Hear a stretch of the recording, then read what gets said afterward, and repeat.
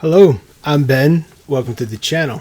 So today we're going to talk briefly about the wise men, the three wise men that came to Jesus' birth. And we do our plays and we do our things in church that show the manger and those things and how Jesus came to be and where he was born.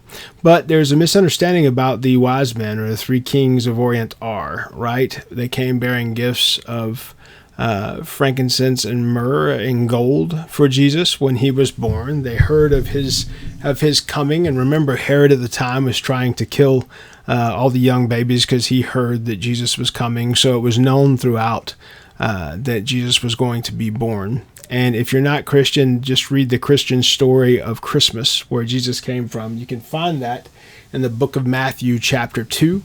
And it goes through Herod's inquiry, it goes through the birth, and it goes through the players of the Christian Jesus birth story. So the reference of the wise men is only one place in the Bible. It's chapter 2 of Matthew, and it's verse 11 specifically, and I'll read that in just a second. And it says, they're not called wise men or kings. There's also no mention of how many there were. It only describes some of the men from the east and visitors from the east. Matthew's gospel says that soon after Jesus was born, in the town of Bethlehem in Judea, ruled by Roman King Herod. That's the best thing about the king's name. That gives you the history and the timeline.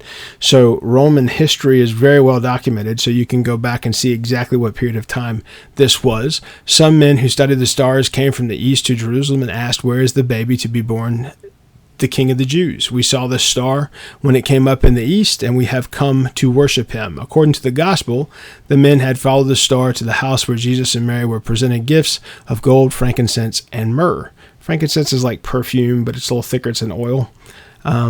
So these were royal type gifts that they were bringing for the king, right? Then, like now, gold represented wealth and power. Frankincense was a type of incense or perfume.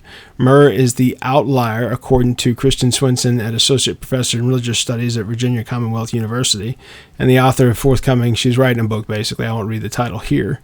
But it's been used as perfume in ancient Egypt and also in the embalming process, to which Christians have interpreted as a foreshadowing of Jesus' death, which is fair enough. That's something you can draw from that, because it is used in embalming, or it was, especially in that time in Egypt. Read an article the other day, and they were talking about there's a lot of Egyptian foretelling in the Bible. That is correct. Egypt was a real thing at the time, right? I mean, part of the Bible talks about people escaping from Egypt. The lineage of the Jews, the lineage of David, the lineage of Jesus Christ came out of Egypt. So that's all tied into the time period, just like the Romans are. And it says in Mark 15:23, Jesus is offered wine with myrrh before his crucifixion because it's a painkiller, believed to be a painkiller.